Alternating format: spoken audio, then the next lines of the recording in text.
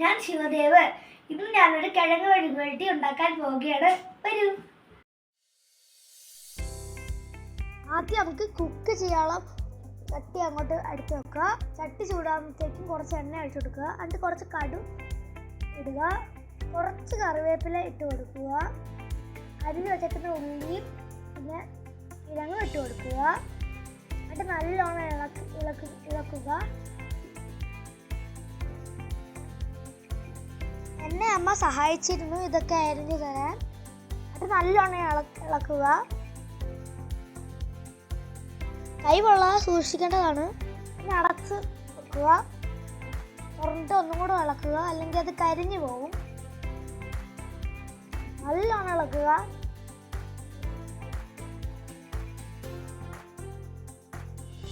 ചെറിയ തീയിൽ വേവിക്കേണ്ടതായിരുന്നു, അല്ലെങ്കിൽ അത് കരിഞ്ഞു പോകും.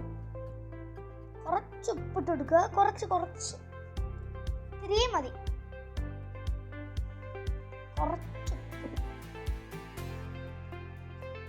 ഉപ്പിട്ട് കൊടുത്തിട്ട് നല്ലോണം ഇളക്കുക.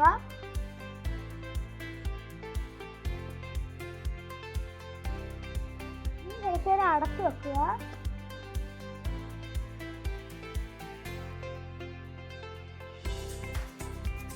എന്നിട്ട് തുറന്നിട്ട് കുറച്ച് തേങ്ങ ഇട്ട് കൊടുക്കുക. എന്നിട്ട് നല്ലോണം ഒന്ന് ഇളക്കി കൊടുക്കുക.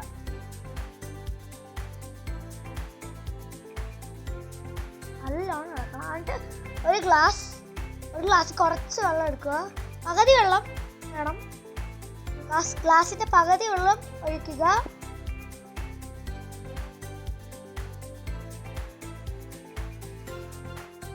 എന്നിട്ട് ചെറിയ തീയിൽ വേവിച്ചെടുക്കണം.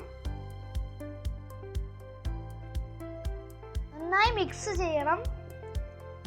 എന്നിട്ടൊന്ന് അടച്ചു വെക്കണം.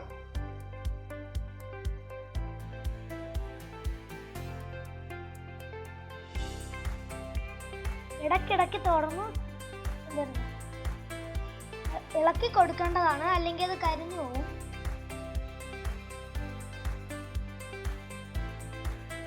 വെള്ളമെല്ലാം പറ്റി വരുന്നുണ്ട്. എന്നിട്ട് തുറന്നിട്ട് നമ്മൾ വേവാറായിട്ടുണ്ട്. ഇനി ഒരു മിനിറ്റ് കൂടെ വേവിക്കണം.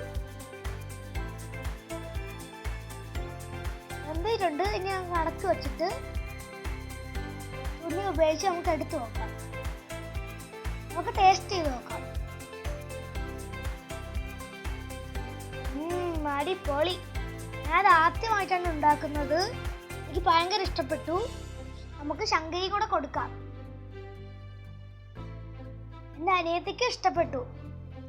Tata, bye bye.